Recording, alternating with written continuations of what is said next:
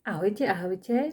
Rozhodla som sa spraviť pre vás krátke videjko, keďže naša skupinka sa krásne rozrastá a k dnešnému dňu máme 1026 členov, čomu sa úprimne veľmi teším. Ale stále mám pocit, že mnohí z vás nevedia, o čom presne táto skupina je a čomu sa ja presne venujem. Takže dovolte mi, aby som sa predstavila. Som magistra Dominika Sékej a výžive ako takej sa venujem pomaly už 9. rok. Avšak tie posledné 2 roky boli venované tomu črevnému zdraviu a tým som vlastne aj trošku zmenila svoju špecifikáciu, pretože sa venujem klientom, ktorí majú črevné ochorenia a rôzne potravinové intolerancie s tým spojené. Inšpiroval ma k tomu vlastný príbeh, vlastné zdravie, pretože dá sa povedať, že ešte minulý rok som bola niekde úplne inde. Tento celý môj príbeh by som možno nechala na ďalšie videjko, pretože v tomto by som vám naozaj chcela viac povedať o tých programoch sprievodných, ktoré ja robím so svojimi klientmi.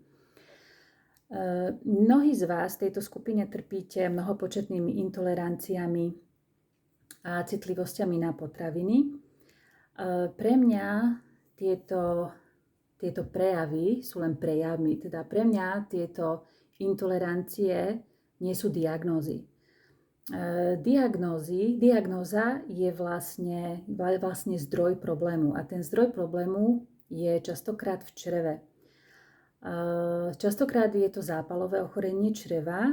Určite ste už o tom počuli, o priepustnom čreve, tak hovorovo škaredo sa tomu hovorí deravé črevo, pretože ak je črievko deravé, tak sa cez tie diery, trhliny, tak povediac, dostávajú látky, alergény, toxické látky, ktoré v krvnom obehu nemajú čo robiť, ktoré by sa v normálnom prípade, v tom zdravom prípade, dostali von cez stolicu.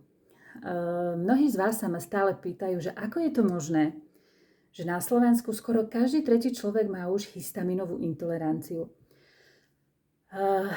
Poviem vám na to toľko, že nie každý má prejavy, ktoré komu diagnostikujú histaminovú intoleranciu. A nie každý, kto histaminovú intoleranciu nemá, alebo mu nediagnostikovali, nie je bez príznakov. Je to pretože to črievko, to priepustné črevo sa chová veľmi individuálne a má naozaj veľa príznakov. Samozrejme, tie príznaky závisia aj od štádia tej priepustnosti.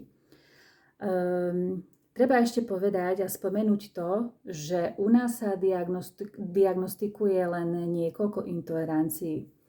Je to napríklad hydka, potom je tu fruktózová maloabsorpcia, laktózová intolerancia, celiakia, alergia na krávskú bielkovinu, ale to je len zlomok citlivosti na potravín, pretože existujú mnohopočetné citlivosti na saliciláty, na oxaláty, na lektíny. Čiže niekto môže nadobudnúť pocit, že je intolerantný skoro na všetko, pretože už po každom jedle má nejaké symptómy. Ale to nemá nič spoločné s hydkou, to nemá nič spoločné s danou intoleranciou, pretože toto sú len jednotlivé prejavy. Ten zdroj problému je stále v čreve. Preto, keď sa vlastne tá priepustnosť prehlbuje a to štádium vlastne postupuje tej priepustnosti, preto mnohí z vás už potom vlastne mi opisujete stavy alebo príznaky už aj psychické, ako napríklad úzkostné stavy, panické ataky, nespavosť. V črievku sa vlastne vyrába aj melatonín a serotonín, čiže títo klienti častokrát už majú problém s nespavosťou, s depresívnymi stavmi, a že to nemá nič spoločné s tým, čo prežívajú. Častokrát tam nie je žiaden dôvod na to, aby prežívali takéto stavy. Je to všetko spojené vlastne s tým chronickým zápalovým ochorením tráviaceho traktu. Takže na to slúžia tie sprievodné programy, ktoré robím. Robím ich 3-mesačné až polročné, čiže klient má dostatok času na to, aby sa s daným protokolom oboznámil. Tento protokol stravovací som nevyvinula ja, bohužiaľ. Vyvinula ho jedna klinika v Budapešti, volá sa Paleo Medicína, kľudne si to môžete vygoogliť. Ja som celý ten program absolvovala u nich, som s nimi dodnes vlastne v kontakte a spolupracujem s nimi. Samozrejme majú na to patent, čiže my to nazývame trochu inak, tento stravovací protokol. A postupujem veľmi individuálne, pretože keďže príznaky sú silno individuálne, symptómy sú individuálne, ku každému klientovi pristupujem naozaj osobitným spôsobom, pretože každý má svoje tempo, každý ide svojou rýchlosťou, nie každý je schopný spraviť tú zmenu za týždňa alebo za 2 mesiace. Povedzme si pravdu, keď má človek vysokosacharidový jedálniček a tento protokol je o živočíšnej strave, pretože my jeme len živočíšne produkty. Keď si chceme zaliečiť to črievko, potom neskôr je možnosť pridávať nejakú zeleninu a ovocie, ale naozaj v tej dobe zaliečenia sme len na živočíšnej strave, tak túto zmenu nie je schopný spraviť každý za 2 týždne. Hej? Takže každý má svoje tempo, každý má svoj čas, na to slúži vlastne tá dĺžka programov. Keď máte nejaké pripomienky ohľadne týchto sprievodných programov alebo hociaké otázky, tak mi ich napíšte pod videjko. A to ma vlastne bude tiež inšpirovať potom k tomu, aby som vám natočila ďalšie video ako odpovede na vaše otázky. Ešte, čo vám chcem povedať, využite možnosť bezplatnej 30-minútovej konzultácie, platí to pre každého nového člena. Slúži na to, aby som sa práve ja oboznámila s vašou anamnézou a aby ste si vy vypočuli, o čom je vlastne tento stravovací protokol.